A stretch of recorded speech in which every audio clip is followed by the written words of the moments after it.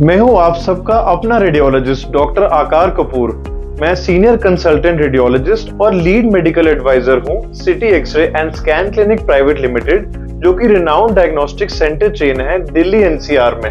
मैं कई सालों से दिन भर 50-100 अल्ट्रासाउंड करता हूं, पर कुछ प्रश्न मेरे पास हर दिन आते हैं। पेशेंट्स हर रोज सेम क्वेश्चंस पूछते हैं, तो मैंने सोचा कि आज टाइम निकाल के मैं FAQs को आंसर करूं, जो कि कहते हैं फ्रीक्वेंटली आस्क्ड क्वेश्चंस।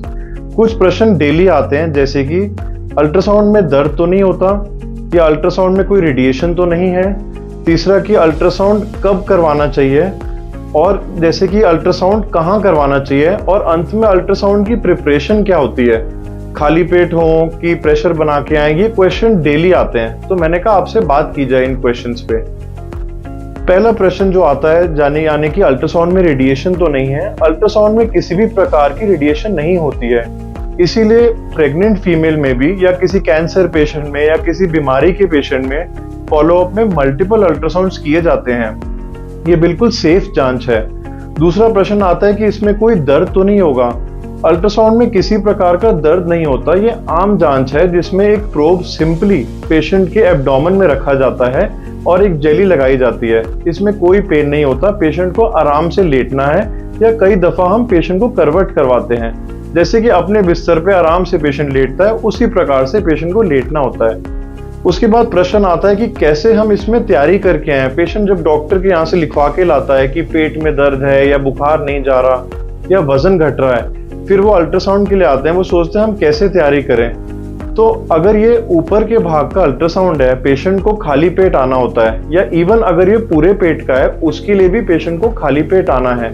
खाली पेट इसीलिए आना होता है क्योंकि गॉल ब्लैडर इसमें देखा जाना जरूरी है, और गॉल ब्लैडर जो चीज है वो बाइल सिक्रीट करती है जब भी पेशेंट खाना खा के आता है, और वो सिकुड़ जाएगा।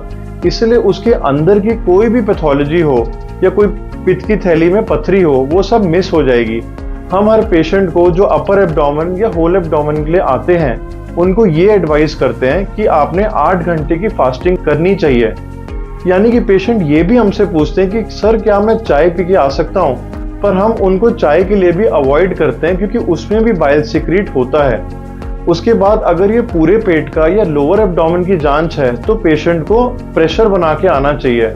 प्रेशर इसीलिए जरूरी है ताकि उसके नीचे के भाग का सारा डिटेल्स दिखें, जैसे कि मेल्स में प्रोस्टेट और पित्त की थैली में कोई पथरी या उसकी पैथोलॉजी ना हो, और फीमेल्स में यूट्रस, पेल्विक स्ट्रक्चर्स जैसे कि ओवरीज, एडनेक्सा, इस टाइप की कोई भी गांठ ना हो, जैसे कि रसोली, सिस्ट, ये सारी चीजें डिटेल में दिखें। इवन सिस्ट किस प्रकार की है वो लोअर एब्डोमेन में फुल प्रेशर के साथ दिखती है। आखिर में क्वेश्चन आता है कि हम किस सेंटर में जाके कराएं, क्योंकि सेंटर्स इतने सारे हैं और बहुत ऑप्शन है हर पेशेंट के पास। सबसे पहले देखना चाहिए कि रेडियोलॉजिस्ट जो भी ये जांच कर रहे हैं वो एक्सपीरियंस्ड है या नहीं है, और कितने साल का एक्सपीरियंस है, क्योंकि उनकी जो क्लिनिकल एक्यूमेन है, जो उनकी depth of knowledge of subject है, वो बहुत जरूरी है। एक एक फाइंडिंग पेशेंट की जिंदगी बदल सकता है। दूसरा, सेंटर जिसमें भी आप जाएं वो अक्रेडिटेड सेंटर होना चाहिए। रेडियोलॉजी में माना कि NABH अक्रेडिटेड सेंटर पे ही जाना चाहिए, क्योंकि पूरी जांच एक प्रॉपर गाइडलाइन, एक प्रोटोकॉल से होगी। एक एक क्लिनिकल डिटेल पे ध्यान दिया जाएगा, पूरी हिस्ट्री भी ली जाएगी पेशेंट के अल्ट्रासाउंड से पहले। और आखिर में ये देखना है कि किस मशीन पे जांच हो रही है। वो मशीन 3D 4D अल्ट्रासाउंड की मशीन होनी चाहिए, ताकि एक एक डिटेल अच्छे से निकल के आए।